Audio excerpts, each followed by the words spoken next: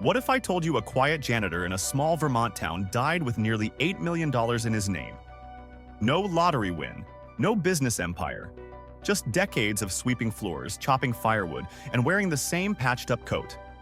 It sounds like the start of an inspiring underdog movie, right? But here's the twist. His story isn't about rags to riches at all.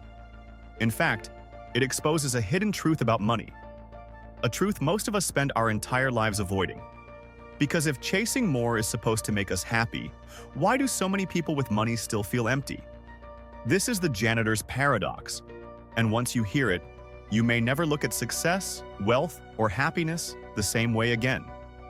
From the time we're kids, we're sold the same story. More is always better.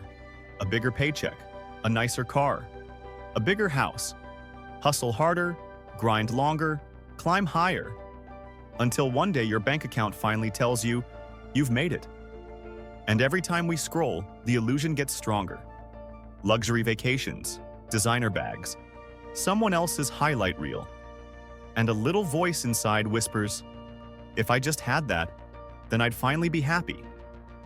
This belief powers everything. Our ambition, our anxiety, and the sacrifices we make. We trade time, health, even relationships for the promise of a bigger number. But here's the trap. What if that finish line is just an illusion? What if the success we're sprinting toward only leads to emptiness? The proof lies in the story of a man named Ronald Read, a janitor whose quiet, ordinary life revealed where real wealth is actually found. For decades, Ronald Read was just the quiet guy in his small town of Brattleboro, Vermont. To his neighbors, he was kind, intensely private, and almost invisible. The man you'd see around town in a worn-out flannel shirt and patched-up jeans. He spent 25 years working as a gas station attendant. After retiring from that, he picked up a part-time job sweeping floors at JCPenney. His life was the definition of modest. He drove an old second-hand car, and to save a few quarters, he'd park far away from the meters downtown. When a button popped off his coat, he didn't replace it. He used a safety pin. Even in his 90s, he was chopping his own firewood to heat his modest home. From the outside, you'd assume Ronald Read was a man living paycheck to paycheck with very little to his name. But Ronald Read had a secret, a huge one. When he wasn't pumping gas or sweeping floors, he was quietly studying the stock market. He'd walk to the local library, a place he loved, and spend hours reading the Wall Street Journal. He wasn't a Wall Street genius, he just followed a patient and disciplined strategy. He didn't chase the latest tech stocks. Instead, he built his portfolio the boring way, buying stable, dividend-paying companies he understood, holding them for decades, and reinvesting the dividends. When Ronald passed away in 2014, at the age of 92, his secret shocked not only his town, but the entire country. This humble janitor, the man with the patched-up coat, had built a fortune worth nearly $8 million. But here's where it gets interesting. This isn't just a story about how to get rich. It's a story about what wealth really means. Because the most surprising part wasn't the money he had, it was how he lived despite it. He never used that fortune to buy a mansion, or a fleet of cars, or designer clothes. His joy came from something else, the simplicity of his routines, the quiet dignity of his work, and the peace of a life lived on his terms. And then came the final twist. In his will, Ronald Read did something extraordinary. He gave it all away. Nearly $4.8 million went to the local hospital, and another $1.2 million went to the very library where he'd spent countless hours educating himself on how to invest. His wealth was never for him. It was a tool to strengthen the very community that shaped his life. This is the janitor's paradox. A man who had every means to live in luxury chose a life of purpose instead. And his story forces us to confront a hard question. If money alone isn't the goal, what are we really chasing? Ronald Read's life is the perfect real-world example of something happiness researchers have been saying for years. Up to a certain point, money really does buy happiness. If you can't afford food, shelter, or healthcare, every extra dollar matters. It doesn't just buy stuff. It buys safety, security, and relief from constant stress. But once those needs are covered, something strange happens. Money starts to have diminishing returns. There was a famous Princeton study published in 2010 that found emotional well-being doesn't really increase beyond an income of about $75,000 a year. Adjusted for inflation today, that number is higher, but the principle is the same. The millionth dollar you earn won't bring anywhere near the joy that the first few thousand did when you were broke. At some point, the happiness curve flatlines. And this is the trap. We break through the barrier of survival, but we don't stop running. We keep sprinting, convinced the same formula. More money equals more happiness. We'll keep working forever. We tell ourselves the emptiness inside can be filled by stacking more cash in the bank.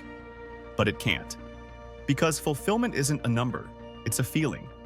Even billionaires admit it. One company founder confessed, "I don't know many happy rich people." Think about that. They have private jets, mansions, everything they could ever want. And yet many are anxious, restless, and adrift.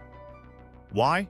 Because once you can buy anything, the things you buy start to lose their meaning. The truth is, the deepest sources of human happiness have nothing to do with shopping carts or bank accounts. They're things money can't directly buy: purpose, connection, and contribution. And this is exactly what Ronald Read seemed to understand instinctively. His life wasn't about accumulating dollars. It was about accumulating meaning. He found dignity in his work, however humble. He found connection in his small-town community.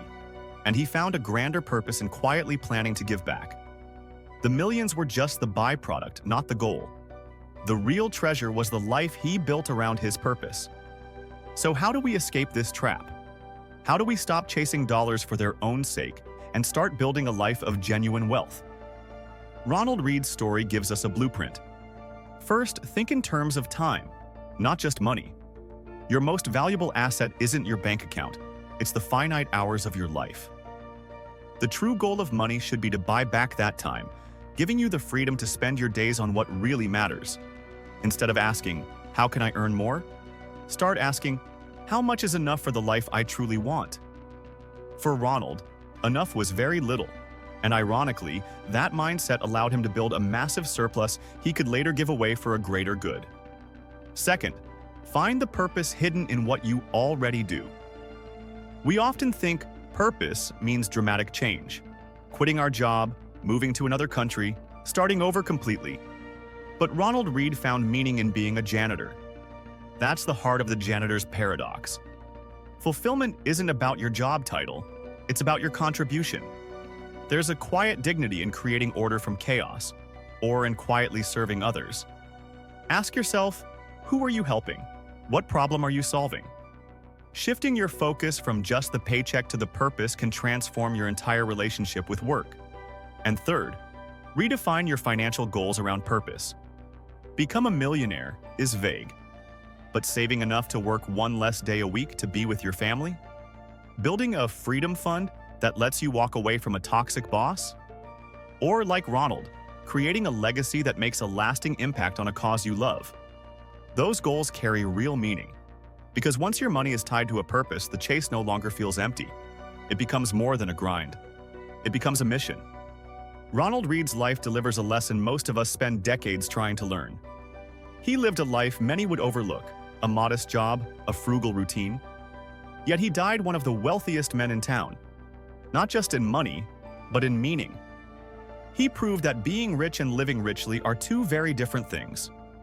His life was a quiet rebellion against a world obsessed with showing off wealth instead of building it. He showed us that true wealth isn't measured by a bank balance. It's measured in purpose, in simple routines, in quiet contributions, in the freedom that comes from drawing your own finish line and saying, "This is enough," because the endless chase for money will always leave you unfulfilled. Money is just a tool. It can build a house, but it can't build a home. It can buy company, but it can't create connection. It can purchase comfort, but it can't buy meaning. And that's the paradox. In the end, money only matters when it helps you live a life that matters. So let me leave you with this. What does living a rich life mean to you? Drop your answer in the comments below. And if you found this breakdown valuable, Hit that like button and subscribe so you don't miss the next deep dive into building wealth the smart way. This is MindCraft, where ideas become action and action becomes your future.